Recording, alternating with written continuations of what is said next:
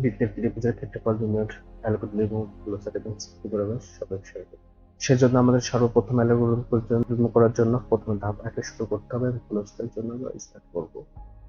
Input হিসেবে N নেই, কারণ আমাদের ব্যবহারকারীকে বৃত্তের ক্ষেত্রফল নির্ণয়ের জন্য একটা মান দিতে হবে, সেটা হচ্ছে রেডিয়াস। কারণ আমরা জানি বৃত্তের সূত্র হচ্ছে পাই আর স্কয়ার। পাই আর হোল স্কয়ারের জন্য আমাদের আর এর মান ব্যবহারকারীকে দিতে হবে। এর জন্য আমরা কি করব, আমরা ইনপুট হিসেবে এন নেই, ইনপুট হিসেবে এন লিখলাম। এখন বৃত্তের ক্ষেত্রফল নির্ণয়ের সূত্রটা হচ্ছে এরিয়া ক্ষেত্রফল সমান সমান পাই আর হোল স্কয়ার, যা হচ্ছে 3.1416 হচ্ছে পায়ের মান এবং আর হচ্ছে রেডিয়াস, দুইটা আর আমরা গুণ করব, যেখানে আমরা এরিয়া সমান সমান করব 3.1416 এবং আর গুণ আর, অর্থাৎ এটা হচ্ছে আমাদের বেসিক সূত্র। আমরা এই সূত্রটা এখানে প্রসেসিং এ ইউজ করব। ধাপ 4 গেলে পরে ফলাফল প্রদর্শন করি। প্রিন্ট কাকে করব, এরিয়াকে।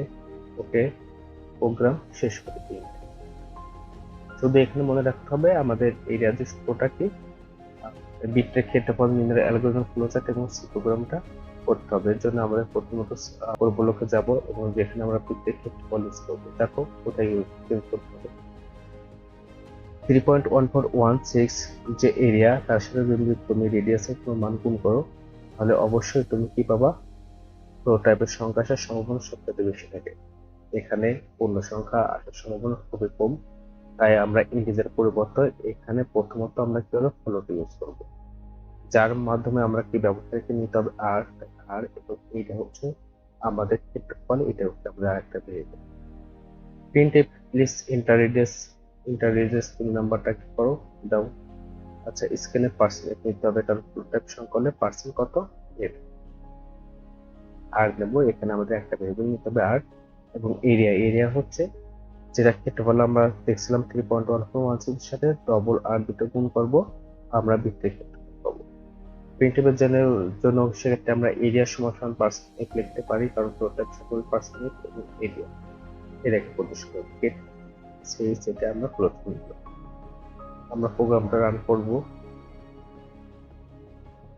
সেই ক্ষেত্রে আমরা দেখি আমরা টু টু দেখো 2 আমি শুধু দিয়ে ইন্টারসাপ দিলাম, আমাদের এরিয়া 12 পয়েন্ট এত আসলো। এবং ক্যালকুলেশনে দেখো যে 3.1416 গুণন 2 গুণন 2, যদি এটা দাও তাহলে দেখো যে তুমি 12.56 পাবা। যদি এছাড়াও যদি অন্য একটা মান দাও, 10 দিলাম, গুণ করে দেখো 314 পয়েন্ট এত সামথিং আছে।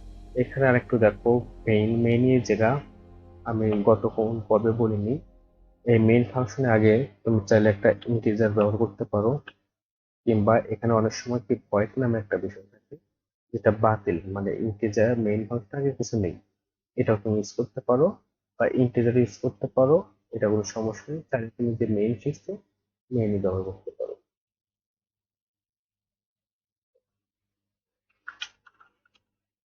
10